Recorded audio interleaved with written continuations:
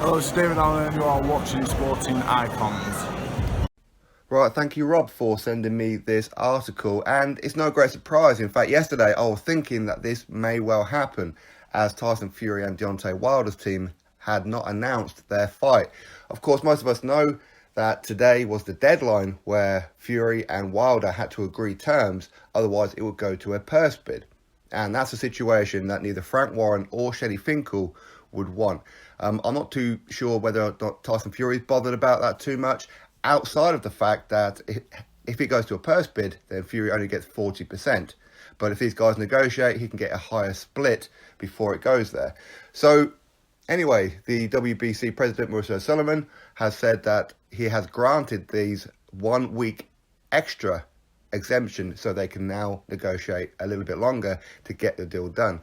So for Mauricio Sulaiman to do that, he's had to be confident that the deal is close. Okay, so what the terms are that they haven't agreed on yet, it could be something simple like the venue. It could be something very, very similar like that. I'll imagine that these guys have probably already agreed a split. So it could be a multitude of things. It really could. But to allow a week, that probably shows that the fight is very, very close. So that's good news for those of us who want to see the rematch, of course. But in some ways, it's a shame that they did this, because I wouldn't have minded seeing exactly who would have won that purse bid. And I'm pretty sure had Eddie Hearn and DAZN and Sky Sports all clubbed together and won the purse bid, then I think Wilder would have vacated his belt, because he would do anything that he can to not be on an Eddie Hearn show.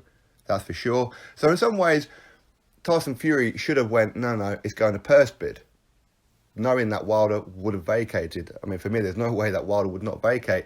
And especially if Eddie Hearn had won the purse bid and put the fight on in the UK, because when you do the purse bid, you own the event.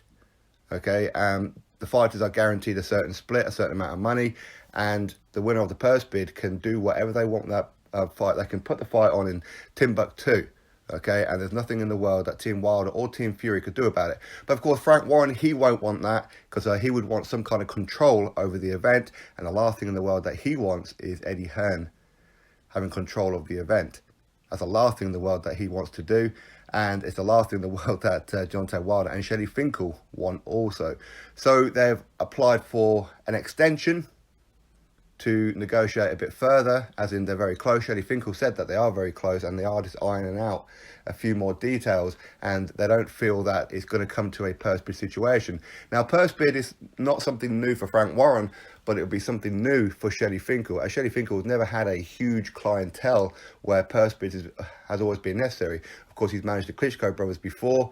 How often did you see these guys ever go to a purse bid? So a purse bid is not something that Shelly Finkel will be too familiar with, that's for sure. But Frank Warren certainly would. And as I said, that's the last thing in the world Frank Warren wants, is to not only get his client 40%, but for somebody else to say when the fight's going to happen, where the fight's going to happen, and how much that these guys can get paid. Even though both fighters would get paid more than what they probably would just by negotiating behind closed doors right now. But it's more about ego than anything else. So I don't think Tyson Fury would have been too concerned in going to purse bid. I don't think Tyson Fury cares where the fight will be. I don't think he cares which camera is pointing towards him at the ring as to who's airing it. I really don't think Tyson Fury cares at all. But he will care about only getting 40% of the split, even though that 40% would probably be more than what it is that, I know, even if him and Wilder's agreed a 50-50, it's probably going to be more. Just to get the 40%. But again, it's all egos, of course. So anyway, get that news out there for you all, that the WBC have accepted a request from Team Wilder and Team Fury to extend the negotiations for 1 more week.